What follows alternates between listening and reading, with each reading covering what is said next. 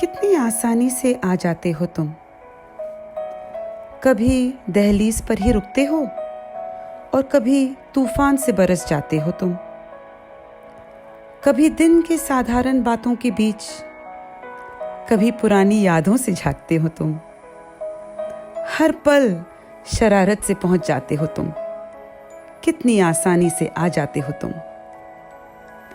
कभी माँ के लाड में या पापा के बिगाड़ में, कभी बचपन की बातों में या अनकही मुलाकातों में, कभी इनाम की जीत में या प्रतियोगिता के हार में, कभी मोहब्बत के नोकझोंक में, कभी माशूक के प्यार में, कभी किसी की डांट में या गहरी दोस्ती के गांठ में, कभी जुदाई में, कभी मिलने में, कभी गिरने में, कभी संभलने में, कभी किसी के गुस्से में, कभी कमबख्त दर्द में, कभी गर्मियों के मौसम में या कपकपाती सर्द में, कभी किसी के दुख में, कभी सुकून और सुख में, कभी उदासी और मायूसी में, कभी उत्साह और खुशी में,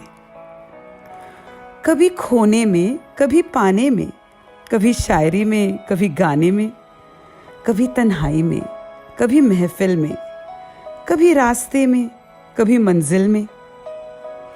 मेरे प्यारे आंसू, कितनी आसानी से आ जाते हो तुम।